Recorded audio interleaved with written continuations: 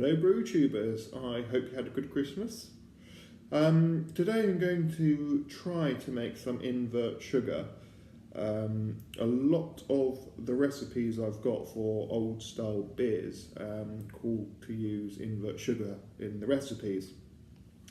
So either invert number 1, number 2, number 3 or number 4. Now, I understand you can't actually get hold of invert sugar commercially, so you have to make your own basically. So that's what I'm going to try to do today. So invert sugar number 1 is the lightest, and then it gets darker and darker and falls the darkest, depending on how long you boil it for. So we're going to give it a go. I had to go down the shops and buy some cane sugar, and whilst I was down the shops I spotted a lovely bit of crumpet, so I shall enjoy these later today. Anyway, yes, you've got to use cane sugar, which is what I've got here, and citric acid and water, and you have to heat it up to a certain temperature, keep it at that certain temperature for a certain amount of time, and then yes, we'll just get on with it, shall we? So these are the ingredients we need. On the left, 455 grams of cane sugar. In the middle, we'll need a 1/4 teaspoon of citric acid. And on the right, I have 473 millilitres of RO water. So I just need to mix these together in the first instance and get them up to temperature. So we're just heating the ingredients up to the right temperature. And that's the citric acid, the water and the cane sugar. So this is the candy thermometer I've brought for the job. We're looking to get it to 110 degrees Celsius. So we've reached 110 degrees Celsius. We now need to slowly raise the temperature to 115, I think it is.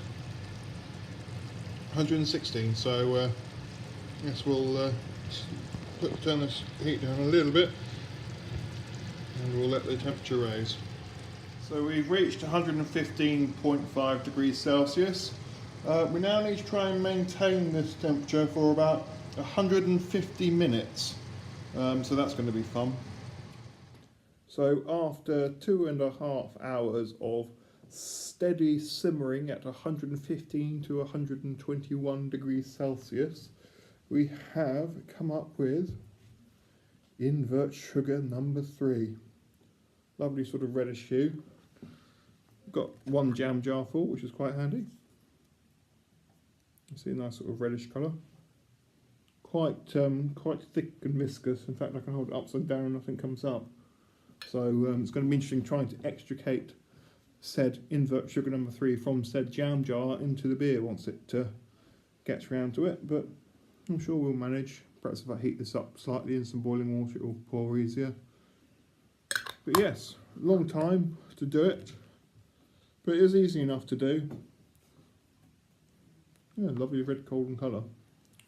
So yes, that's invert sugar. 2.5 hours to do invert sugar number 3. I think invert number 1 was about half an hour, and invert number 2 is about an hour and a half. Hour to an hour and a half.